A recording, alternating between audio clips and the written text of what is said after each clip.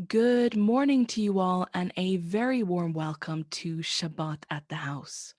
My name is Natalie Kendel, and I will be your host for today. In case you're new to our group, the House is a house church. We often get together on Saturdays for what is called Shabbat at the House.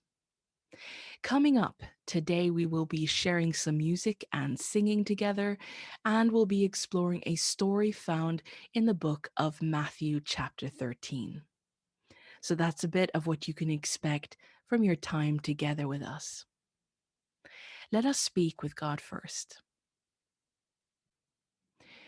God in heaven, I ask you to please let your inspiration, your wisdom, and your comfort be experienced especially loudly by us now. Please show us things we haven't seen before. Feed our hearts with the things we need, whether it be clarity, relief, community, peace, or acceptance. For those who wish it, I ask that you will please forgive us for when we have failed to be loving in this world, when we've failed to show compassion or to be good listeners or stand for justice. Thank you for your patience, that it is so much greater than we can even imagine. Thank you for your promise that anyone who comes to you in honesty will find forgiveness and kindness, not fear or threat. And may we experience the rest in your Shabbat today. Let it be so. Those of you who have regularly visited us before know that we sing what is typically designated as Christmas songs all year round. The really good ones have more far-reaching meaning than just one season anyway. So we're going to start this morning by singing Joy to the World.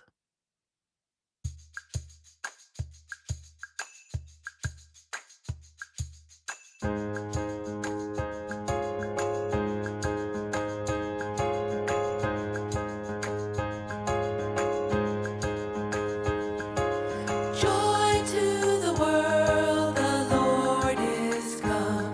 Let earth receive her King.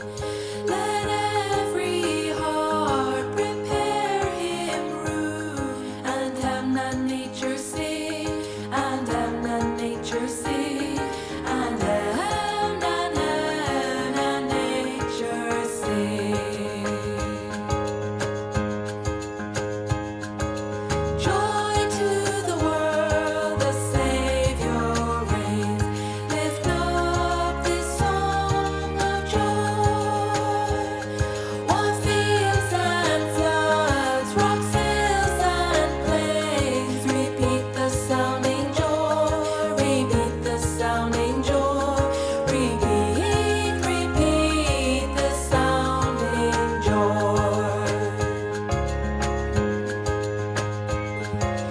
No more let sin and sorrow grow, nor thorns infest the ground. He comes to make his blessings flow, far as the curse is found, far as the curse is found, far as the curse is found.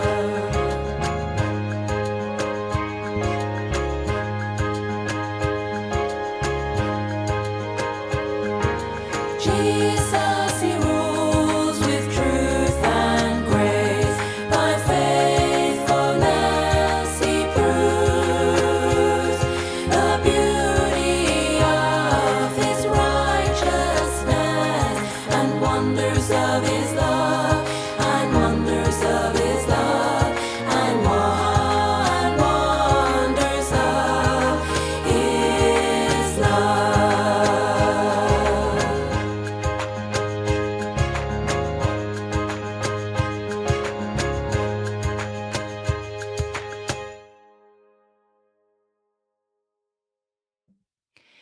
At this time, I have a couple of pieces of information to share with you. Firstly, you are currently watching this video on our official YouTube channel. And if you'd like to subscribe, then you'll be alerted to future events and uploads. Feel free to consult and follow our social media accounts on Facebook and Instagram, where we post what's happening and when, so you won't miss out. We are also a non-profit, so if you'd like to show your support and help us keep doing what we're doing, you can support us through either PayPal, the details of which are on the screen, or become a patron at our Patreon, where you'll have access as well to new and exclusive content. Thank you to our patrons, Shiren and Elizabeth, who help us do everything from the visual media, music, sound editing, research, and so on, thanks to their support. Even when you simply watch our videos and share them online, you are still supporting us there too. So thank you so much. Secondly, we'd like to share with you something called Read Aloud Corner. We mentioned this last week. At Read Aloud Corner, we make audiobooks available to enjoy on YouTube for free. We pick really good stories and then share those. In the past, for example, I've read through the second book series of the Chronicles of Narnia, and I'm currently reading through the Space Trilogy by C.S. Lewis. So if you'd like to have something to look forward to at the end of the day or listen to while you're out and about, then you can click on the YouTube playlist in the description below, and I hope you enjoy listening.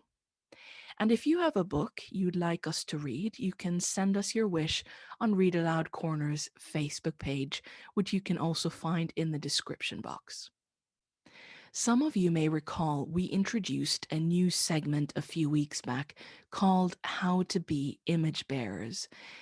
And it looks at examples of the many and creative and diverse ways we can live out God's love in the world in our communities. Our example today is taken from Instagram, where @food&med shares. When I first met my boyfriend, I opened up his computer to watch Netflix, and I saw that he had a bunch of tabs open of academic papers from my lab. He didn't go to college and has no idea what he's reading, but he wanted to talk to me about my research. Let us be inspired by this loving example and also take interest in the journeys and the lives of our friends, to take the time to hear about their passions, their interests, and things they care about. And lastly, all songs sung at Shabbat at the house can be found and downloaded at nataliekendel.bandcamp.com if you'd like to listen to them again or find similar songs and music. That's it for the information bits. Before we dive into our story for today, let's sing together We Open Our Bibles Again.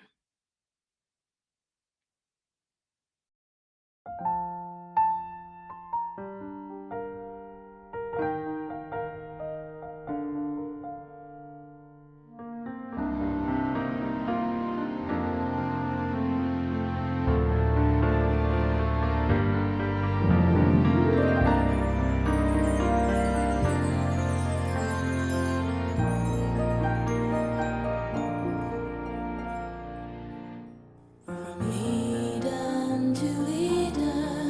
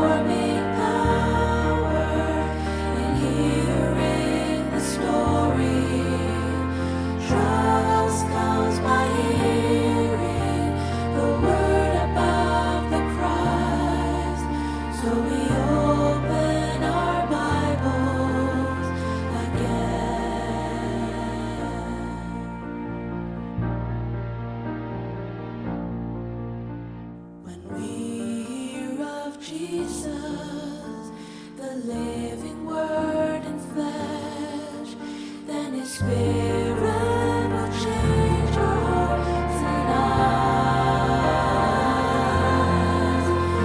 and the law and the prophets, they pointed all to Him, and we are part of this great narrative. So we open our Bibles again. There is transforming power in hearing the story. Trust comes by hearing the word about the Christ. So we open our Bibles. We open our Bibles. So we open our Bibles again.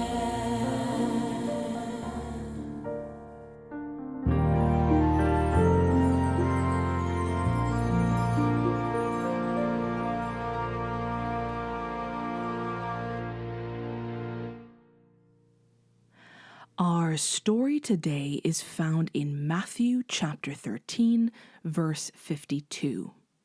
It contains a parable Jesus told, and the entire parable is contained within this single 50-second verse. But to better understand what we're reading, as always, let's explore the greater context of this story, because verse 52 doesn't exist in a vacuum, and it's not the first parable in this chapter. In fact, most of Matthew chapter 13 is filled with Jesus' parables, which he gives one after the other, 8 parables in all, and sometimes he also gives an explanation to the parable he's told. The overarching topic of these 8 parables is one and the same: the kingdom of God. Before we continue, just so we're all on the same page, what is a parable? A parable is a short story used to illustrate a point or a lesson, and often it does this by taking a new idea and laying it beside something which is common or well-known or familiar. So this new thing is a bit like this familiar thing, so that you have a point of reference or some way to compare or imagine a bit what this new thing is like. And if you read through the Gospels in the Bible, you'll know that Jesus told a fair amount of parables. So, with that basic understanding, as we said, there are 8 of these parables recorded in Matthew chapter 13. And they are sort of told in 2 lots, 2 groups, and in 2 different settings. The first group, containing the first 4 parables, are told in the following setting. That same day, Jesus went out of the house and sat by the lake. Such large crowds gathered around him that he got into a boat and sat in it, while all the people stood on the shore. So that's our setting for the first 4 parables in this chapter. Jesus is by the lake, specifically the Lake of Galilee, and we're not only told the geographical setting, but also who his audience is at the time, defined as a large crowd, so the public are the intended audience. And in this setting, he tells the parable of the sower, the parable of the weeds, the parable of the mustard seed, and the parable of yeast, which you can of course go away and read for yourself in your own time. Now, the second grouping of parables in chapter 13 are told after a change in scenery and in audience. Verse 36 says, "Then he left the crowd and went into the house. His disciples came to him and said, 'Explain to us the parable of the weeds in the field.' He leaves the lake, leaves the crowd, and goes into the house. We're not specifically told here which house or whose house he enters, but it may have been Peter's house, as we know Jesus stayed there on other occasions, and it was by the lakeside. When Jesus goes into the house, the end of verse 36 tells us that his disciples ask him about the meaning of one of the parables he's just told outside. And at this point, Jesus does two things. One, he explains the parable to them, which he told earlier, and then he tells them 4 new parables. So as well as the change in setting, this second group of 4 parables is delivered to a different audience, to the disciples who are with him inside the house. And these 4 parables are the parable of the hidden treasure, the parable of the pearl, the parable of the net, and then Jesus pauses. Because in verse 51, before he tells the final parable, he asks his disciples a question. Have you understood all these things? Jesus asked. So Jesus stops before carrying on at the end of a string of stories and is asking his disciples, do you follow? Do you understand? And end of verse 51, yes, they replied. And it is here that we arrive at our final parable, the one we will be exploring today, the parable found in verse 52. Now, the reason why it was important for both us and the disciples to understand what came before verse 52 is that 52 isn't only the final parable in this series, it is also the conclusion to what Jesus has been saying that day. So if you can imagine, Jesus is telling one parable after another. They're all talking about the kingdom of God, describing it, likening it to familiar things, about how people receive news of the kingdom, about the kingdom's value, about how it spreads. And then we arrive finally at verse 52. And it begins with the words, because of this. Now, you may have different wording translated in your Bible version. Your version may say something like, therefore, or for this reason. The original Greek wording in the text is dia touto, literally meaning through this. This can be translated as because of this. When does one begin a sentence with because of this? If I walked into the kitchen to say something to my husband and I began with the words, because of this, we have to buy more bananas, it suggests I'm referring to something else, to a context. Because of this, something has happened earlier or something has been discussed earlier or I'm referring back to something. It's another way of saying as a result of or in conclusion ...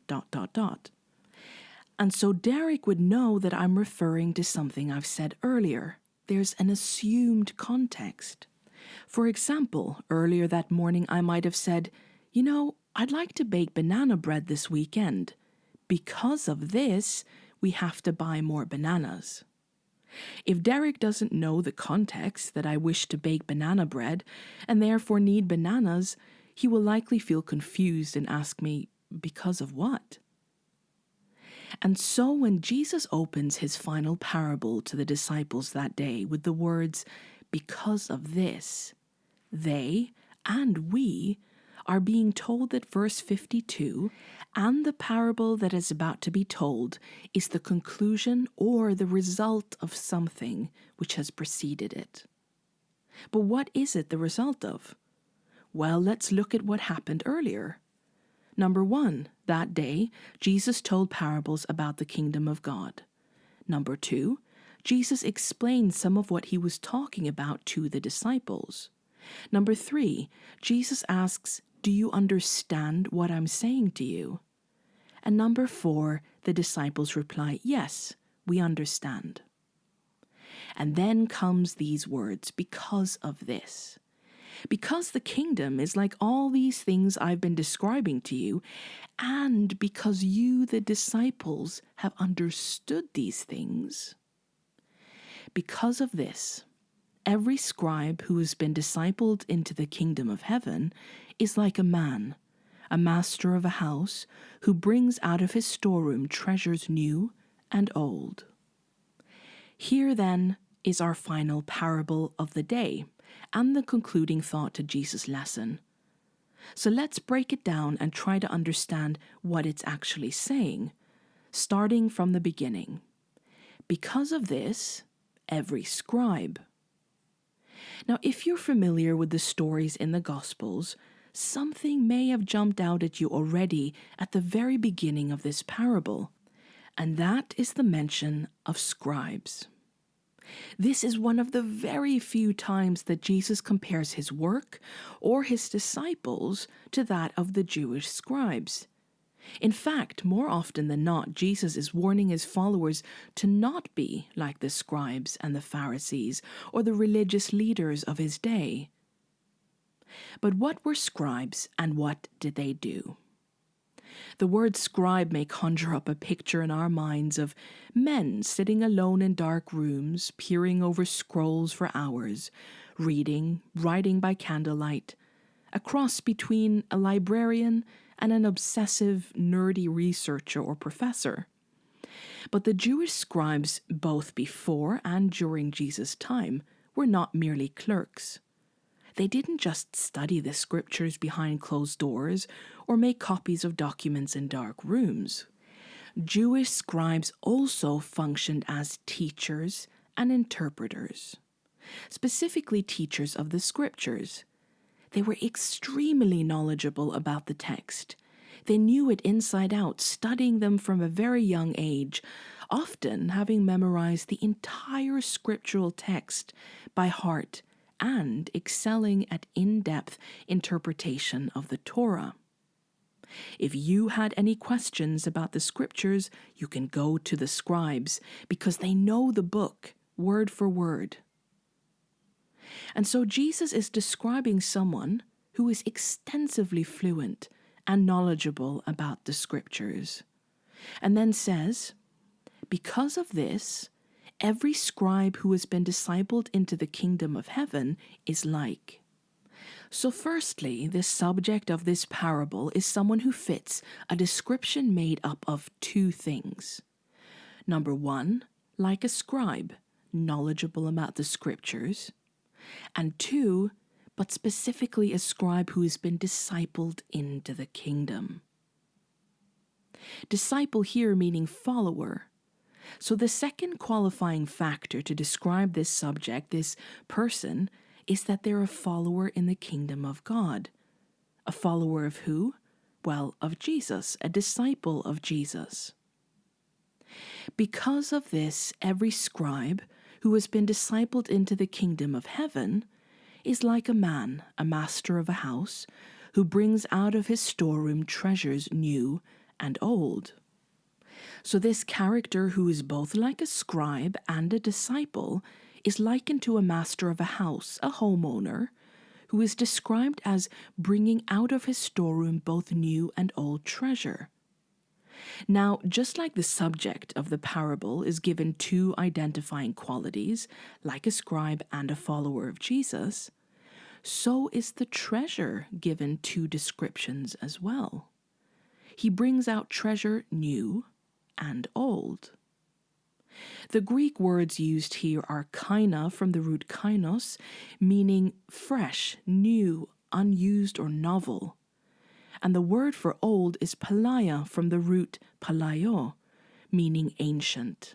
So not just old, but ancient. Now, why is Jesus describing teachers of the scriptures and disciples as masters of a house with a storeroom of treasure? Well, at the time of Jesus, men who were wealthy enough to be masters of a greater household would have what is called a storeroom or a treasure room. In those days, they didn't have banks. You couldn't just pop into town and withdraw your gold and gems from your local banking branch.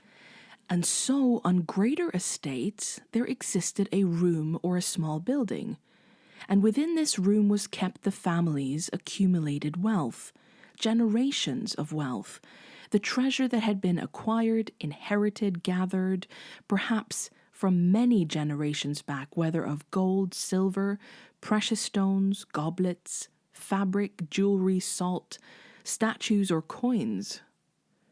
And the master of the house, of course, could enter, add to it, and withdraw from his collection whenever he saw fit, just like depositing or withdrawing funds from a bank. And Jesus here is saying, those well-versed, familiar with the scriptures, who then decide to follow me, are like a person with a storage room of treasure, and that treasure is both old and new. What then is the old and new treasure Jesus is talking about? Well, the key to that answer lies in the two descriptions of the person in this parable: scribe and disciple, old and new. The old treasure, not just old but ancient, is referring to the scriptures. The scriptures were the treasured, highest valued possession of the scribes. The treasures of the old texts, the truth they contained, the things they have learned and studied and discovered from Moses, the Psalms, Genesis, and Job, the law, the prophets, the scriptures, the ancient things. This is the old treasure talked about here. All the things they knew about God and his kingdom from Israel's history and before. It's been in the storeroom for a while, for generations, in fact. Well, you may say, we understand what the old treasure in this parable is. It refers to Jewish scriptures, to what we today might call the Old Testament. But what is the new treasure Jesus is talking about? Well, Jesus had been giving the disciples new treasure all day. Out by the lakeside, inside the house. He's been teaching them about the kingdom of God. He's been telling parables, stories, wisdom, making it relatable, saying, you know the scriptures. You've heard about this kingdom, of the Messiah, of the rule of God which is coming. But let me tell you a bit more about what it's like. All day Jesus had been adding new treasure to the storeroom of his listeners, adding new things of great value to his disciples' collection. The new treasure comes from being a disciple. Now, being a disciple in those days, a follower, wasn't like following someone on Twitter or being a fan of a celebrity. It wasn't a thing you did from a distance. Being a disciple consisted of living with your rabbi, your teacher. It was spending every day with him, eating dinner together, walking, sleeping, learning, fishing, the little details of the day shared.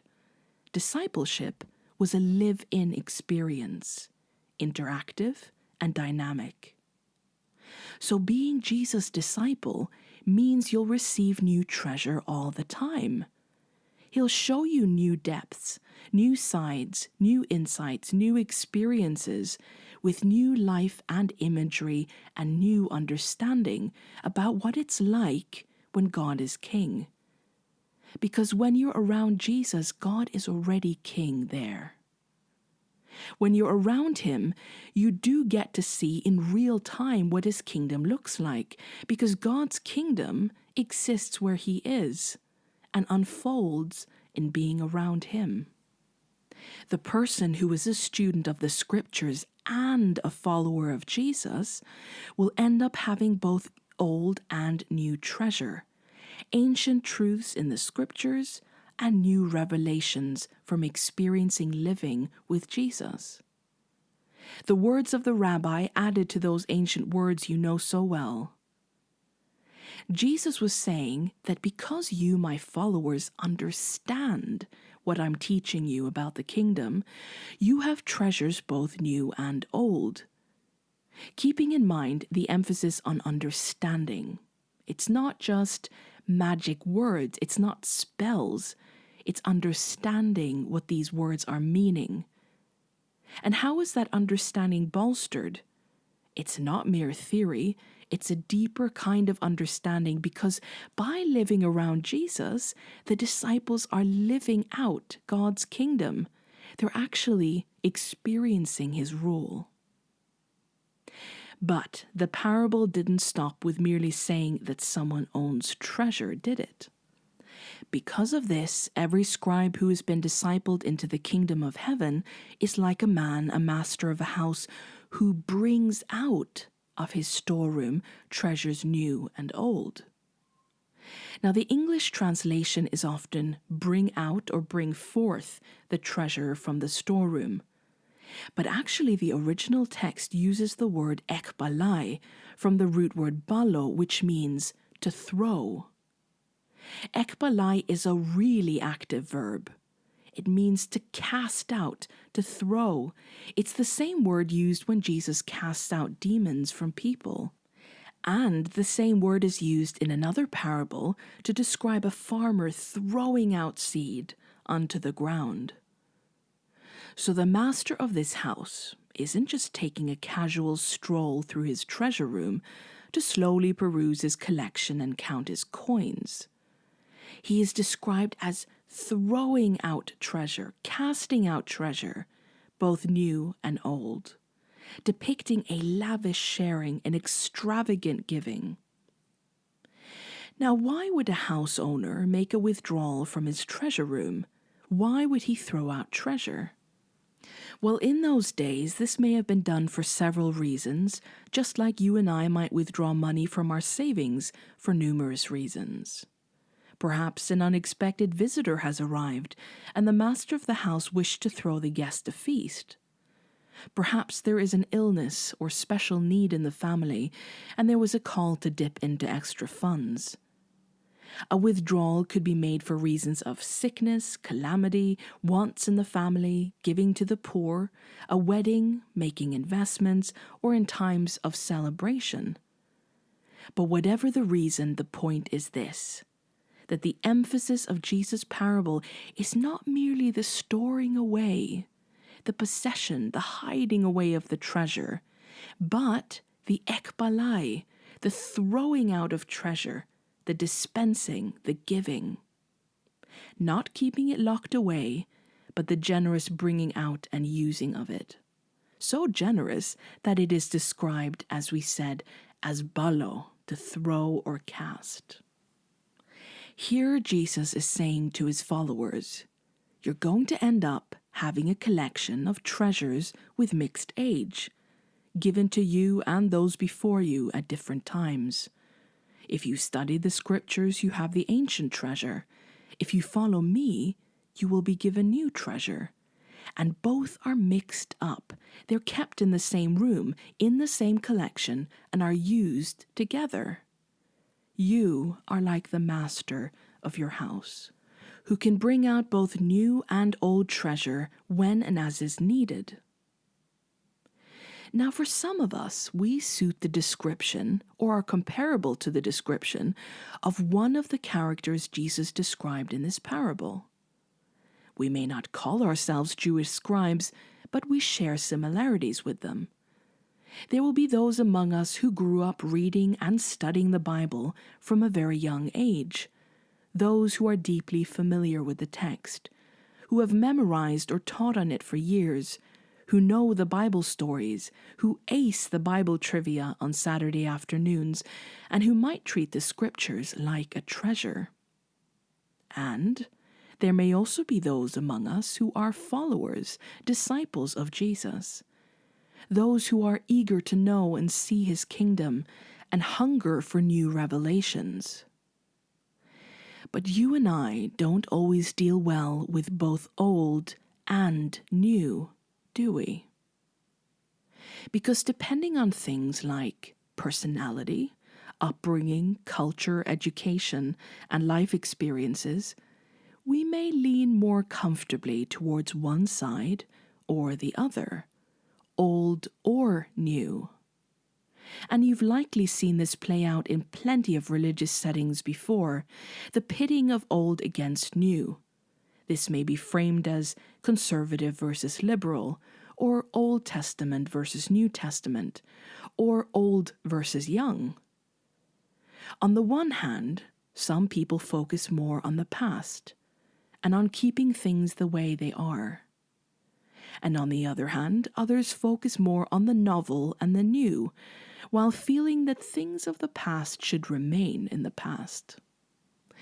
It can be easy for us to look back at the Jews of Jesus' time and say, you guys were really set in your ways, stuck in the past. You had blinders on, to the point that the very Messiah who was fulfilling and bringing to life the promises and prophecies of the text you so cherished was right in front of your eyes, on your doorstep, in your streets, and you didn't recognize or value him.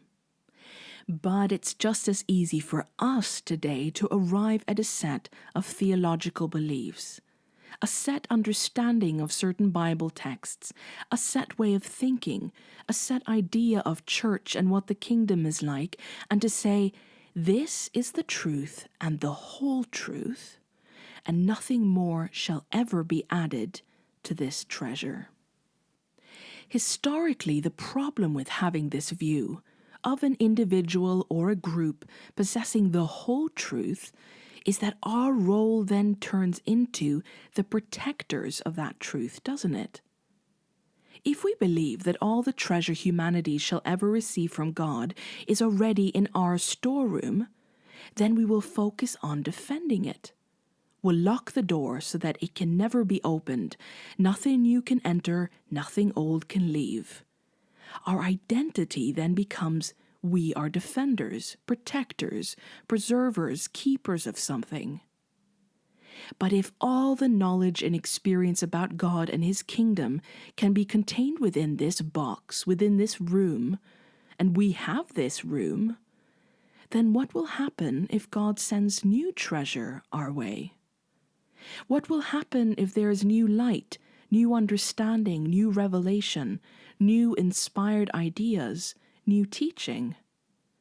Well, then they will be viewed as a de facto threat. They won't be treated as new gifts from God. They will be treated as heresy and pollutants of the truth, even if they are given to us by God himself. And this is demonstrated in the religious leaders' reaction to Jesus in his time. Do you remember what we said about discipleship? Being a disciple was interactive and dynamic. It's following Jesus through life, through the world. And if you follow him, as is demonstrated through the Gospels, you will not only be given new treasure once, but continuously.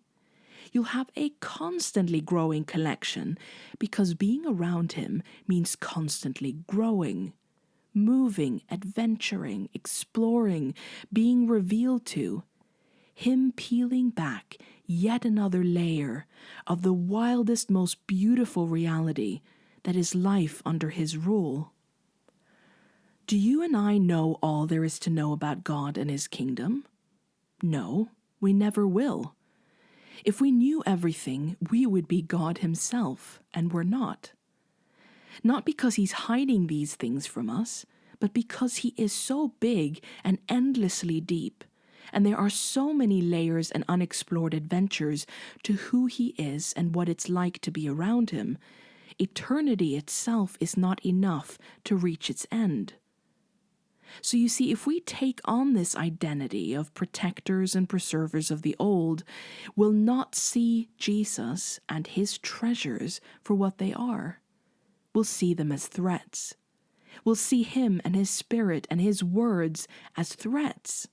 Threats to how things are, threats of change.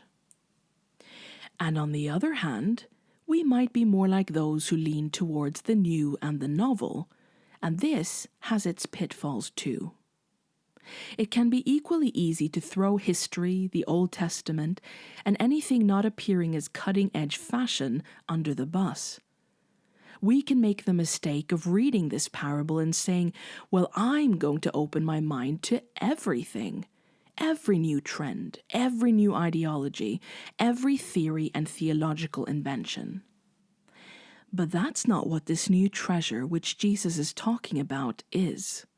It's not saying every idea in this world about God and his kingdom is of equal value or accuracy. For those who think this is about making up new things or following any new things, remember that the subject of the parable is a scribe who has become a disciple. Now, disciples follow, not themselves, not just anyone. They follow their rabbi, their master. They are taught, instructed by him, and live day to day with him. So it is when the new things come from God that it is a treasure. And this leads us to the following conclusion. The origin of the old and new treasure is the same. God is the same as he's always been and will always be. Do you remember what we said about what a parable is? It's a story demonstrating an idea, often laying a new idea along an old familiar idea to introduce and grow into this new thought. Jesus is the ultimate unifier. The parable teller is the unifier between old and new. He was there at the beginning, in the present, till the end. Between what was revealed about God and his kingdom from the ancient times and what he is still today revealing to us. Because Jesus is ancient and ever new. Because he is the same who spoke those words that were written by Moses, and he is the same who is inviting disciples to live with him each day in 2022.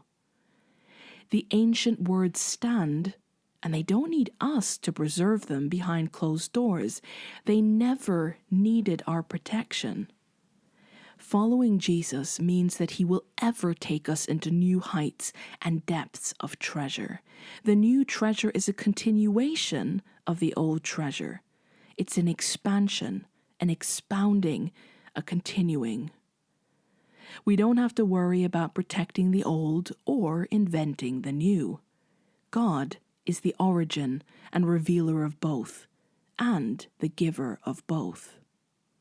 And he says, I will give you both old and new treasure when you understand the scriptures and you spend time with me. And you will be like the master of a house who throws out from your collection treasures for times of celebration, for need, for help, for uplifting and comfort and direction. Come, follow me, says Jesus, because you can't even imagine what I'll be showing you next.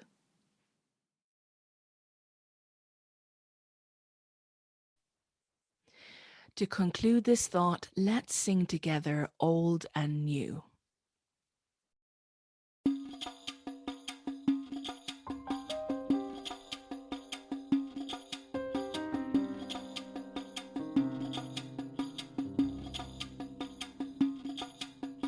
Old and new, treasures old and new, in our storeroom, our treasures old and new.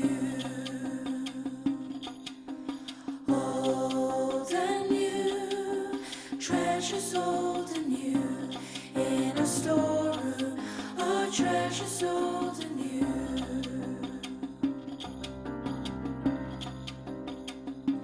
He said,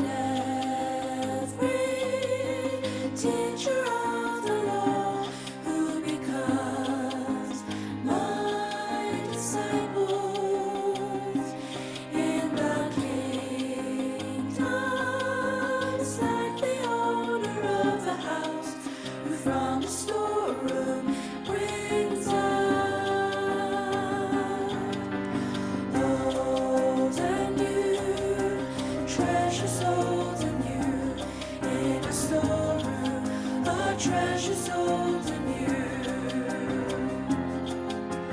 old and new, treasures old and new, in a storeroom, our treasures old and new.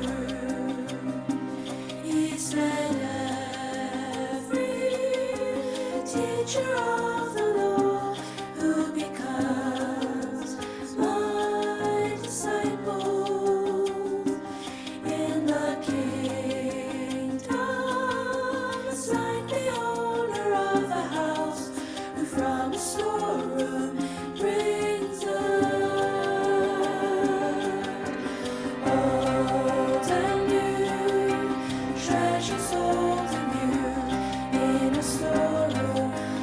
treasures old and new, old and new, treasures old and new, in our storeroom, our treasures old and new. He said, every teacher of the law who becomes my disciple in the kingdom is like the owner of a house who from the storeroom brings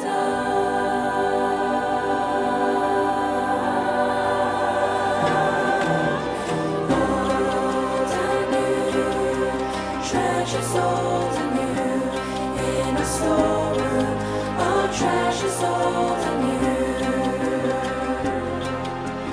Old and new, treasures old and new, in a storeroom, our treasures old and new. Old and new, treasures old and new, in a storeroom, our treasures old and new. Old and new, treasures old and new, in a storeroom, our treasures old and new. In a storeroom, our treasures old and new. In a storeroom, our treasures old and new.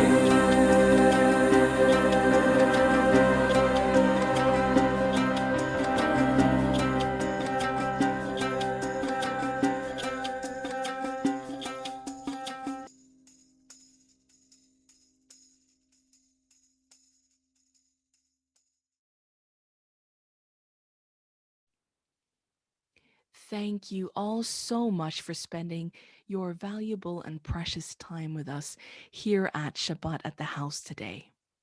I hope Jesus adds to your treasure this week, and may his peace go with you. Shabbat Shalom.